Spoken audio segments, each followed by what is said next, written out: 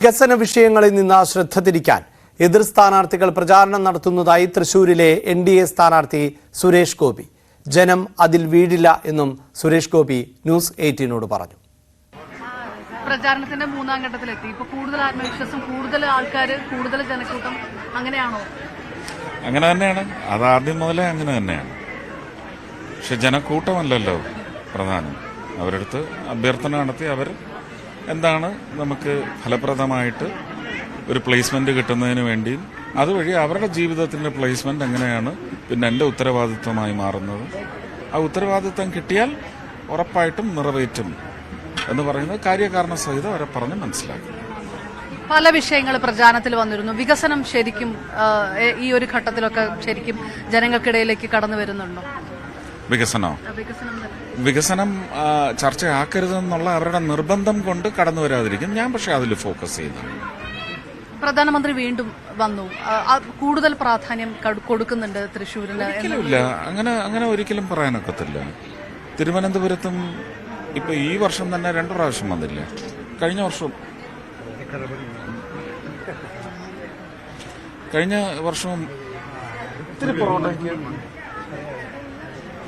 കഴിഞ്ഞ വർഷവും വന്നില്ലേ? അപ്പൊ പ്രധാനമന്ത്രി വന്ന് 5 മണ്ഡലങ്ങൾക്ക് വേണ്ടിയാണ് വന്നത്.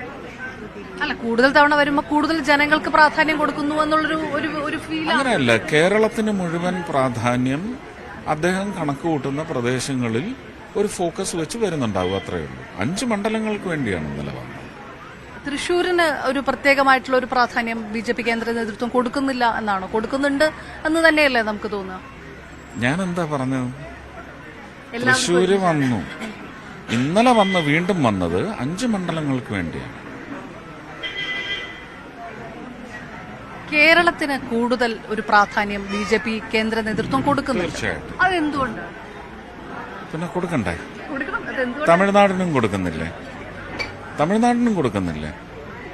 ഒരുപക്ഷെ പദ്ധതികൾ പലതും ഇപ്പൊ തമിഴ്നാടിന് എനിക്ക് തോന്നുന്നില്ല അദ്ദേഹം അത്രയും പ്രഷർ കൊടുക്കുന്നുണ്ടെന്ന്. പദ്ധതികൾ പലതും അവിടുന്ന് ഇങ്ങോട്ട് കടത്തിവിട്ടത് ഇവിടെ ഗണ്യമായ പരിഗണന കിട്ടിയിട്ടില്ല ജനങ്ങളിലേക്ക് എത്തുന്നത്. ജൽ മിഷൻ, നിങ്ങൾ പത്രമല്ലേ, നിങ്ങൾക്ക് ജനങ്ങളോടൊരു ഉത്തരവാദിത്വം ഉണ്ടാവില്ല.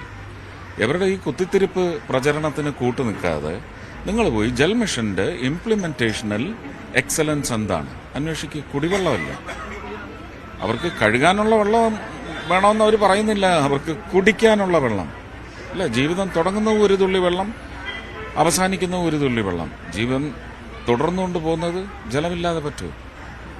അപ്പോൾ അതെത്ര എഫക്റ്റീവായിട്ട് ഇവിടെ ചെയ്തു? അതിന്റെ ഫണ്ട് മുഴുവൻ വന്നോ? എന്തൊക്കെ അഴിമതി അതിന്റെ പിന്നിലുണ്ട്? അന്വേഷിക്കും. It's your job. പല വിവാദ വിഷയങ്ങൾക്ക് ഇടയിലൊക്കെ പെട്ടുപോയി. അപ്പം എപ്പോഴും അതിനെക്കുറിച്ചുള്ള പ്രതികരണങ്ങൾ ചോദിക്കുന്നത് സ്വാഭാവികമാണ്. ഇല്ലല്ല, ചോദിച്ചാൽ ഞാൻ പുല്ലുപോലെ കളയും, അത്രേ ഉള്ളൂ. അതൊന്നും അല്ല പ്രസക്തം. അതൊന്നും എഴുന്നള്ളിച്ച് ജനങ്ങളുടെ ചിന്തയെ തെറ്റിച്ച് 5 വർഷം തസ്കരന്മാരെ അടിച്ചു മാറ്റരുത്.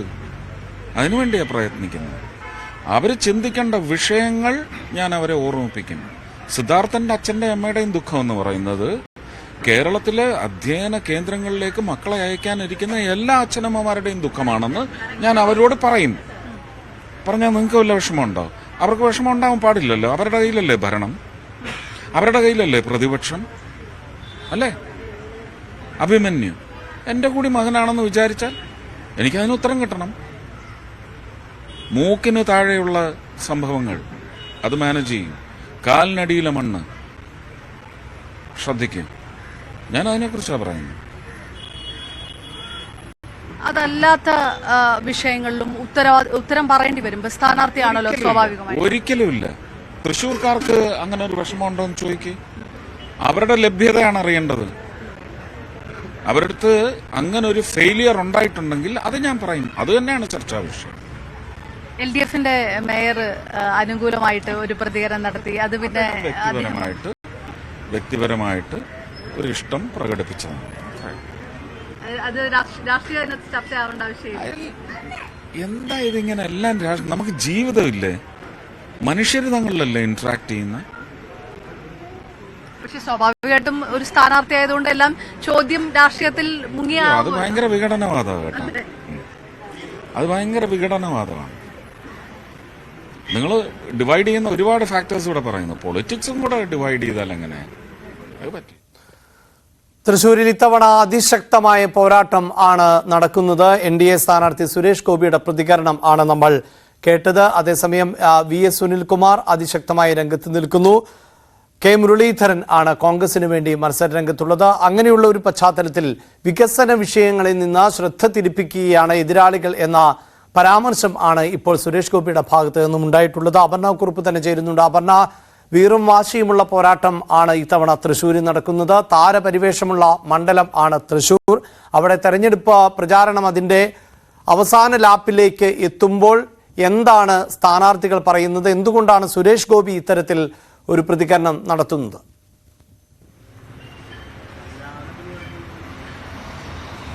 അഭിലാഷ്, കേരളത്തിലെ സ്റ്റാർ മണ്ഡലങ്ങൾ എന്ന് വിശേഷിപ്പിക്കാവുന്നതിൽ പ്രധാനപ്പെട്ട ഒരു മണ്ഡലത്തിൽ തന്നെയാണ് ഇന്ന് സ്ഥാനാർത്ഥികൾക്കൊപ്പം ന്യൂസ് 18 സഞ്ചരിക്കുന്നത്. രാവിലെ നമ്മൾ കണ്ടത് സുരേഷ് ഗോപിയെ തന്നെയാണ്. BJP വലിയ പ്രതീക്ഷയോടുകൂടി നിൽക്കുന്ന ഒരു മണ്ഡലം തൃശ്ശൂരിനെ സംബന്ധിച്ചിടത്തോളം. ഇന്ന് ഒരു 2 ദിവസം കഴിഞ്ഞാൽ തൃശ്ശൂർ പൂരമാണ്. ഇവിടെ നാളെ സാമ്പിൾ വെടിക്കെട്ട് നടക്കാനിരിക്കുന്നു. അതായത് തെരഞ്ഞെടുപ്പ് പൂരത്തേക്ക് മറികടന്നുകൊണ്ടുള്ള വലിയൊരു തെരഞ്ഞെടുപ്പ് ആവേശത്തിനകത്ത് നിൽക്കുന്ന ഒരു സാഹചര്യം. ഈ 3ാം ഘട്ട പ്രചാരണത്തിലേക്ക് കടക്കുമ്പോൾ വീണ്ടും എല്ലാ വോട്ടർമാരെയും ഒരിക്കൽ കൂടി കാണാനുള്ള ആ ഓട്ടത്തിൽ കൂടിയാണ് എല്ലാ സ്ഥാനാർത്ഥികളും. അത്രയേറെ തിരക്കുണ്ട്. 3 സ്ഥാനാർത്ഥികളെ സംബന്ധിച്ചിടത്തോളം ആരായിരിക്കും മുന്നിൽ നിൽക്കുക എന്നുള്ളത് ഒരു തരത്തിലും പ്രവചിക്കാൻ കഴിയാത്ത രീതിയിലേക്ക് തൃശ്ശൂരത്തിലെ മത്സരം മാറിയിരിക്കുന്നു. പ്രധാനമന്ത്രി ഇന്നലെ കൂടി പ്രധാനമന്ത്രിയുടെ സന്ദർശനം വന്നതോടുകൂടി വലിയ പ്രതീക്ഷയിലാണ് BJP. നമ്മൾ രാവിലെ BJP ക്യാമ്പിൽ നിന്ന് സ്ഥാനാർത്ഥി സുരേഷ് ഗോപിയുമായിട്ടാണ് സംസാരിച്ചത്. വലിയ രീതിയിലുള്ള പ്രതീക്ഷ BJPയെ സംബന്ധിച്ചിടത്തോളം ഇത്തവണയുണ്ട്. 2014 ലഭിച്ച വോട്ടിൽ നിന്ന് 2019 എത്തിയപ്പോൾ 1 ലക്ഷത്തിനപ്പുറത്തേക്ക് ഭൂരിപക്ഷം വർദ്ധിപ്പിക്കാനായിട്ടുണ്ടെങ്കിൽ ഇത്തവണ വിജയത്തിൽ കുറഞ്ഞതൊന്നും പ്രതീക്ഷിക്കുന്നില്ല എന്ന് ആവർത്തിച്ച് പറയുന്നുണ്ട് BJP. ആ രീതിയിലുള്ള പ്രചാരണം BJP നടത്തുന്നു. ഒരു തരത്തിലുള്ള വിവാദങ്ങൾക്കും താൻ മറുപടി കൊടുക്കാൻ ആഗ്രഹിക്കുന്നില്ല എന്ന് പറയുന്ന സുരേഷ് ഗോപി പറയുന്നത് വികസന വിഷയങ്ങൾ സംസാരിക്കാൻ താല്പര്യപ്പെടുന്നില്ല മറ്റ് 2 എതിർ മുന്നണികളും എന്നുള്ളൊരു ആരോപണം ഉന്നയിക്കുകയാണ്. അതായത് കേന്ദ്ര സർക്കാരിന്റെ വികസന നയങ്ങളും വികസന പദ്ധതികളും ചർച്ചാ വിഷയമാക്കാൻ താല്പര്യപ്പെടുന്നില്ല. പക്ഷേ അതിലേക്കാണ് താൻ ഊന്നൽ കൊടുക്കുന്നത് എന്ന് പറയുന്ന ഒരു സാഹചര്യം BJPയെ സംബന്ധിച്ചിടത്തോളം ഉണ്ട്. ആ രീതിയിലുള്ള വലിയ പ്രതീക്ഷ പ്രധാനമന്ത്രി നരേന്ദ്രമോദി തന്നെ താരപ്രചാരണം ആരംഭിച്ച ഒരു മണ്ഡലം എന്ന രീതിയിൽ BJPയെ സംബന്ധിച്ചിടത്തോളം ആ രീതിയിലുള്ള പ്രതീക്ഷയും ഇവിടെ കൂടുതലാണ്. എന്നാൽ മറുവശത്ത് നോക്കുക, VS സുനിൽകുമാർ ഇടതുപക്ഷത്തെ സംബന്ധിച്ചിടത്തോളം ഇതുവരെ പരാജയമറിയാത്ത ഒരു നേതാവ് എന്നുള്ളൊരു പ്രത്യേകത VS സുനിൽകുമാറിനെ സംബന്ധിച്ചിടത്തോളം ഉണ്ട്. അതുകൊണ്ട് തന്നെയാണ് മുൻ മന്ത്രിയായ VS സുനിൽകുമാറിനെ തന്നെ രണ്ടാമതും വീണ്ടും മത്സരരംഗത്ത് ഇറക്കാൻ CPI തീരുമാനിക്കുകയും ചെയ്തിരിക്കുന്നത്. നമുക്കറിയാവുന്ന പോലെ തന്നെ ഈ മണ്ഡലത്തിന്റെ ഒരു പ്രത്യേകത എന്ന് പറയുന്നത് കൂടുതൽ തവണ ഇടതുപക്ഷത്തോടൊപ്പം നിന്ന മണ്ഡലമാണ്. കോൺഗ്രസിനൊപ്പം അതിനുശേഷം നിന്ന ഒരു സ്ഥിതിയുമുണ്ട്. 2009 ശേഷം മാറി മാറി CPIയും കോൺഗ്രസും മണ്ഡലം സ്വന്തമാക്കിയ ഒരു സാഹചര്യം. കഴിഞ്ഞ തവണ 93,000 വോട്ടിലേറെ ഭൂരിപക്ഷത്തില് TN പ്രതാപൻ സ്വന്തമാക്കിയ മണ്ഡലമാണ്. എന്നിട്ടും TN പ്രതാപനെ മാറ്റിക്കൊണ്ട് കോൺഗ്രസ് K മുരളീധരനെ ഇത്തവണ സർപ്രൈസ് സ്ഥാനാർത്ഥി ഇറക്കിയ ആ രാഷ്ട്രീയ സാഹചര്യമുണ്ട്.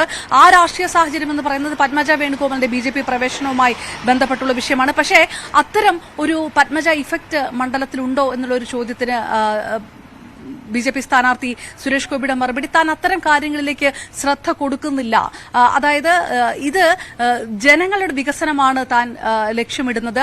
ആ ഒരു വിഷയം മാത്രമാണ് താൻ പ്രചാരണത്തിനെടുക്കുന്നത്. മറ്റ് വിഷയങ്ങളൊന്നും ഇത്തവണത്തെ തെരഞ്ഞെടുപ്പിനെ തന്നെ ബാധിക്കുന്നില്ല എന്ന് BJP ക്യാമ്പിൽ നിന്ന് പറയുമ്പോഴും കോൺഗ്രസിനെ സംബന്ധിച്ചിടത്തോളം ആ ഒരു ഫാക്ട് വളരെ പ്രധാനപ്പെട്ട ഒരു വിഷയമാണ്. വളരെ ചുരുങ്ങിയ സമയമാണ് K മുരളീധരനെ സംബന്ധിച്ചിടത്തോളം കിട്ടിയിരിക്കുന്നത്.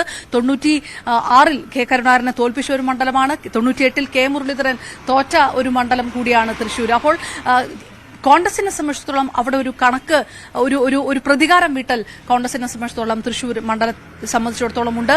CPIക്ക് ആണെങ്കിൽ ഇതൊരു ഡൂ ഓർ ഡൈ ഒരു പോരാട്ടം കൂടിയാണ്. CPIക്ക് ഈ മണ്ഡലം തിരിച്ചുപിടിക്കുക എന്നുള്ള ഒരു സാഹചര്യം കൂടിയുണ്ട്. അപ്പോൾ പ്രവചനം അതീതമാകുന്ന രീതിയിലേക്ക് 3 സ്ഥാനാർത്ഥികളുടെയും പ്രചാരണം വീണ്ടും കടുക്കുന്ന ഒരു സാഹചര്യം കൂടിയാണ് ഈ 3ാം ഘട്ടത്തിലെത്തുമ്പോൾ ഒറ്റനോട്ടത്തിൽ ആദ്യം നമുക്ക് കാണുക. അഭിലാഷ്, അതായത് അപർണ സൂചിപ്പിക്കുന്നത് പോലെ സാധാരണ ഒരു മുൻതൂക്കം എന്ന നിലയിലൊന്നും പൊതുവെ വിലയിരുത്താൻ പറ്റാത്ത അവസ്ഥ. BJPയെ സംബന്ധിച്ചിടത്തോളം BJPയുടെ കേരളത്തിലെ ഒരു വളർച്ച നമുക്കറിയാം. ഇതുവരെയും അക്കൗണ്ട് തുറക്കാത്ത പാർട്ടിയാണ്. സാങ്കേതികമായി നമുക്കിപ്പോൾ മൂവാറ്റുപുഴയിൽ നടന്ന ഒരു തെരഞ്ഞെടുപ്പിനെയും PC തോമസിന്റെ വിജയത്തെയും ഒക്കെ പറയാൻ പറ്റുമെങ്കിലും അതിനെ BJPയുടെ വിജയമായൊന്നും നമുക്ക് വിലയിരുത്താൻ സാധിക്കാത്ത പശ്ചാത്തലം. പക്ഷേ കഴിഞ്ഞ തെരഞ്ഞെടുപ്പോടുകൂടി, അതായത് 2019 ലോക്സഭാ തെരഞ്ഞെടുപ്പ്, അന്ന് ശബരിമല അടക്കമുള്ള വിഷയങ്ങൾ കത്തി നിൽക്കുന്ന സാഹചര്യം ഉണ്ടാകുന്നു. വലിയ വോട്ട് വർധന പല മണ്ഡലങ്ങളിലും BJPക്ക് അതോടുകൂടി സംഭവിച്ചു എന്നുള്ളതാണ്.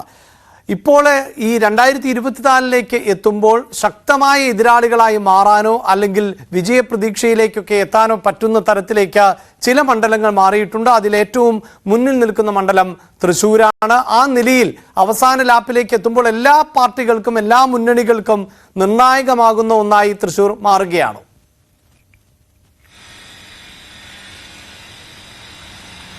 തീർച്ചയായിട്ടും അഭിലാഷ്, ഇതിനകത്ത് BJPയെ സംബന്ധിച്ചിടത്തോളം നമുക്കറിയാം 2019 സുരേഷ് ഗോപി വന്ന സമയത്ത് തന്നെ ഒരുപക്ഷെ തിരുവനന്തപുരത്ത് മത്സരിക്കും, അല്ലെങ്കിൽ തിരുവനന്തപുരമായിരിക്കും അദ്ദേഹത്തിന്റെ തട്ടകമെന്ന് വിചാരിച്ചുകൊണ്ടിരിക്കുമ്പോൾ അപ്രതീക്ഷിതമായിട്ടാണ് BJP സുരേഷ് ഗോപിയെ തൃശ്ശൂരിലേക്ക് അയക്കുന്നത്. ശബരിമല വിഷയവുമായി ബന്ധപ്പെട്ട് നടത്തിയ പ്രചാരണങ്ങൾ 2019 സുരേഷ് ഗോപി തൃശ്ശൂരിൽ ഉയർത്തിയ ആ ഒരു അലയൊലിയുണ്ട്. അത് BJP ക്യാമ്പിന് നൽകിയ ആവേശം, അതൊക്കെ നമ്മൾ എടുത്തു കണ്ടതാണ്. എങ്കിൽ പോലും TN പ്രതാപന്റെ പ്രതാപത്തെ മറികടക്കാൻ അന്ന് സുരേഷ് ഗോപിക്ക് കഴിഞ്ഞില്ല. 93,000-ലധികം വോട്ടുകൾക്ക് TN പ്രതാപൻ മണ്ഡലം നേടുന്നു. രാജാജി മാത്യു തോമസിനും 2ാം സ്ഥാനത്തേക്ക് വരാൻ കഴിയുന്ന ഒരു സാഹചര്യം വന്നു. അപ്പോഴും ചുരുങ്ങിയ വോട്ടിന്റെ വ്യത്യാസമാണ് 2ാം സ്ഥാനക്കാരനും 3ാം സ്ഥാനക്കാരനും തമ്മിൽ 2019 തൃശ്ശൂരിലുണ്ടായിരുന്നത്. അതാണ് BJPയെ സംബന്ധിച്ചിടത്തോളം 2019 ശേഷം 2024 വരുമ്പോൾ ഉണ്ടാകുന്ന ഒരു പ്രധാനപ്പെട്ട ഒരു വ്യത്യാസം എന്ന് പറയുന്നത്, BJP സ്ഥാനാർത്ഥി എടുത്തു പറയുന്നത് വളർച്ചയുണ്ടായിട്ടുണ്ട്. വളർച്ച എന്ന് പറയുന്നത് മണ്ഡലത്തിൽ കേന്ദ്രീകരിച്ച് നടത്തിയ പ്രവർത്തനങ്ങൾ കൊണ്ട് കൂടുതൽ പേർ BJPയിലേക്ക് എത്തുന്ന ഒരു സാഹചര്യം, കൂടുതൽ വോട്ട് വിഹിതം വർദ്ധിക്കാൻ കഴിയും എന്നുള്ളൊരു പ്രതീക്ഷ. ഒപ്പം ഏറ്റവും പ്രധാനമായിട്ട് എടുത്തു പറയുന്ന കാര്യം, കേന്ദ്ര നേതാക്കൾ പ്രധാനമന്ത്രി നരേന്ദ്രമോദി അടക്കമുള്ളവർ കൊടുക്കുന്ന പ്രാധാന്യമുണ്ട് തൃശ്ശൂർ എന്ന് പറയുന്ന ഒരു മണ്ഡലത്തിന് വേണ്ടി. എല്ലാ ഭാഗത്തും നമുക്ക് ഫ്ലെക്സ് കാണാം. BJPക്ക് നൽകാൻ, തൃശ്ശൂരിന് നൽകാൻ കഴിയുന്നത് ഒരു കേന്ദ്രമന്ത്രിയാണ് എന്നെടുത്തു പറയുന്നിടത്ത് എന്താണ് ഉദ്ദേശിക്കുന്നത്, എത്ര പ്രാധാന്യം നൽകുന്നുണ്ട് സുരേഷ് ഗോപി എന്ന ഒരു സ്ഥാനാർത്ഥിക്ക് BJP തൃശ്ശൂർ എന്നൊരു മണ്ഡലത്തിന് എന്നൊരു എടുത്തു പറയുന്നുണ്ട്. അതാണ് BJPയെ സംബന്ധിച്ചിടത്തോളം ഏറ്റവും വലിയൊരു പ്രതീക്ഷ നമുക്ക് കാണുന്നത്. ഇന്ന് രാവിലെ മുഴുവൻ ഈ പ്രചാരണത്തിനിടയിൽ വരുന്ന വലിയ ഒരു ആൾക്കൂട്ടവും ആ ജനങ്ങളുടെ അകമ്പടിയൊക്കെ അത് വോട്ടാകും എന്നുള്ളൊരു പ്രതീക്ഷ BJP ക്യാമ്പിനെ സംബന്ധിച്ചിടത്തോളം ഉണ്ട്. എന്നാൽ അതേസമയത്ത് ഇടതുപക്ഷത്തെ സംബന്ധിച്ചിടത്തോളം, എന്നാൽ ആ പ്രതീക്ഷ BJP പുലർത്തുമ്പോൾ ഇടതുപക്ഷത്തെ സംബന്ധിച്ചിടത്തോളം VS സുനിൽകുമാർ വളരെ ജനകീയനായിട്ടുള്ള ഒരു സ്ഥാനാർത്ഥിയാണ്. CPIക്ക് നല്ല വേരോട്ടമുള്ള ഒരു മണ്ഡലമാണ്. ഇവിടെ വലിയ രീതിയിൽ നേരത്തെ പറഞ്ഞതുപോലെ തന്നെ K കരുണാകരനും ഒക്കെ അങ്ങനെ ഒരിക്കലും K കരുണാകരന്റെ തട്ടകമായിട്ടുള്ള തൃശ്ശൂരിൽ പോലും CPIക്ക് നേരിട്ട് കരുണാകരനെ തോൽപ്പിക്കാൻ കഴിഞ്ഞിരിക്കുന്ന ഒരു മണ്ഡലമാണ്. K മുരളീധരനെ തോൽപ്പിക്കാൻ കഴിഞ്ഞിരുന്ന മണ്ഡലമാണ്.